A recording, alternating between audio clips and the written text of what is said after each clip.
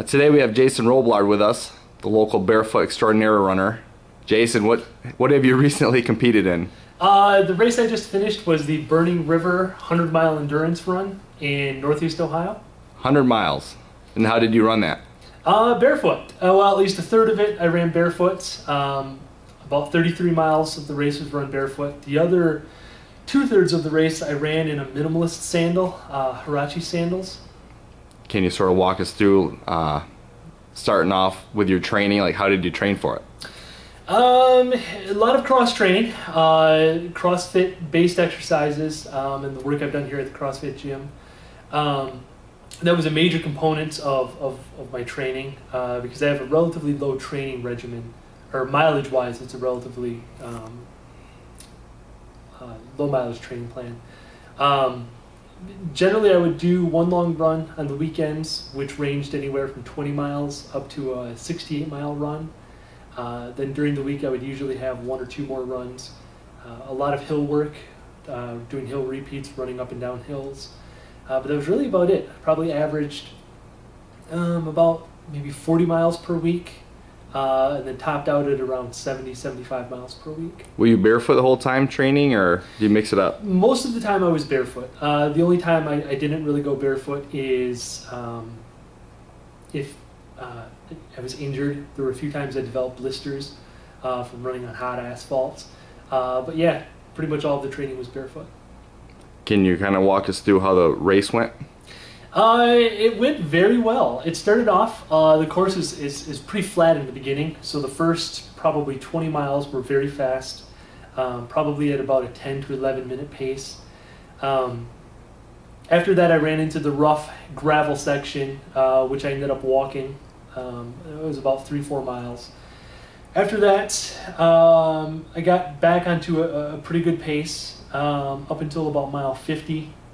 At that point, I started a run-walk schedule where I'd run for 10 minutes, walk for 2 minutes to try to conserve energy. Eventually, it got dark. I picked up my pacers. My first pacer was my wife, Shelly. Shelly likes to be on camera, so we'll leave it on here just a little extra. Shelly paced me for 2 sections, which was probably about 9 miles or so. After that, I picked up my second pacer, Jesse Scott. He paced me throughout the night from about mile 65 to around 92 or so. That part of the course was very hill. There were a lot of hills, lots of technical trails, lots of stairs. So it was more or less run through wilderness. Once we got towards the end of the race, I picked Shelly up again as a pacer for the last 10 miles, somewhere in that ballpark. We walked, from the point I picked her up, we walked about 3 miles to the very last aid station. When we got to that aid station, Shelly convinced me to try to run. I had been walking throughout the night, and I did run. Shockingly, I was able to do the very last section in a very fast time. I averaged about 12-minute miles, which at that point I had run 96 miles, around 96 miles. And over the last mile, I think my average pace was about 8:30 with a 6:45 pace for the last 100 yards. So it was a pretty big accomplishment to have that much strength at the end. Yeah, 100 miles isn't bad. I did a few of them, you know. So how was the, when you switched the Huaraches, is that how you say it? Yeah. What's the deal there? What kind of difference does that make? Can you explain what they are? Yeah, they're basically a thin piece of rubber with some nylon laces woven throughout the sole. There's one lace that goes between your toes and 2 that connect near your heel, and they're held on. It's sort of like a flip-flop. Just held onto your foot in a more secure manner. The sole itself is 3 millimeters thick, so it's a very thin sole, but it provides just enough protection where you can run across gravel without having to worry about excessive pain from the pointiness of the gravel. Probably would have been nice to have those when you ran over the gravel at the beginning. It would have. The worst part is I knew the gravel was there, but in my stubbornness, I thought I'd be able to run over it a little bit faster than I was. So after kind of hitting that obstacle, I didn't want to take a chance of missing a cutoff time and not finishing in the allotted time. So decided to switch to the sandals. So if you had to do it all over, would you do anything different?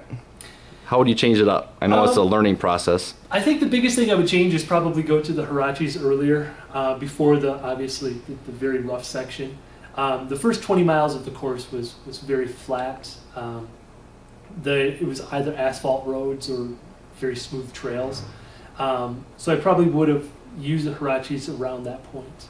I think it probably would have saved about 40 minutes to an hour off of my finishing time.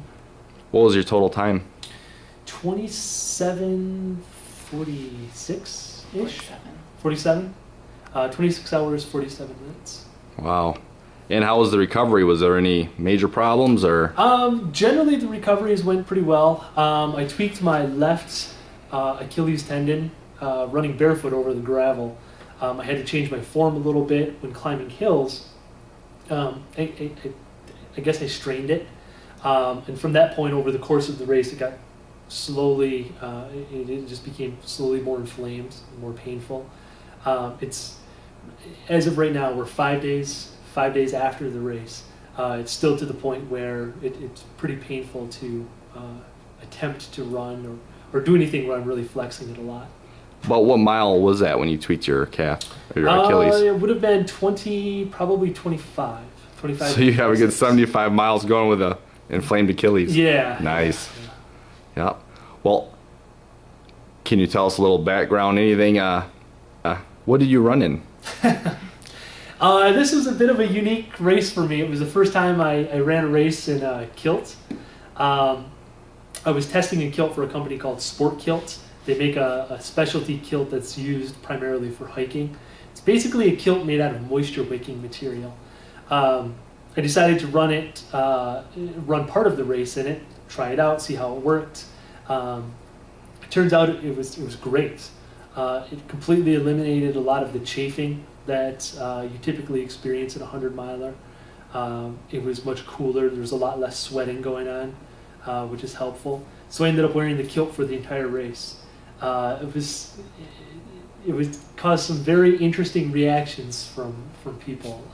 Generally, most of it was supportive. Barefoot with a kilt. Yes. And then when I put the sandals on, the sandals that I had have hot pink laces, which I still haven't replaced. Been meaning to replace them with a, more manly color. And again, I want to mention that Shelly here is your wife, right? So, Right. all right. Well, I'll talk about the lubing of the kilt. That was a... Yeah, the kilt presents an interesting problem.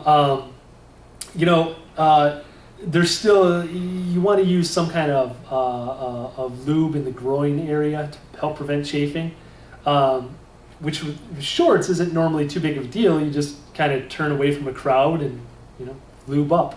The kilt presented a whole different set of problems. I have a pretty deep respect for women wearing dresses or skirts out in public. I definitely don't have that instinct to be modest.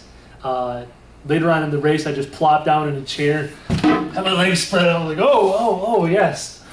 Gotta not flash the junk to the people standing around. So that kind of answers that question everybody's wondering is whether you go commando or not. It was, if I weren't going commando, it would kind of defeat the purpose of using the kilt in the first place. Yeah, okay. Well, if we want to learn more about your running, we can go to your website, and what's that? BarefootRunningUniversity.com, all one word.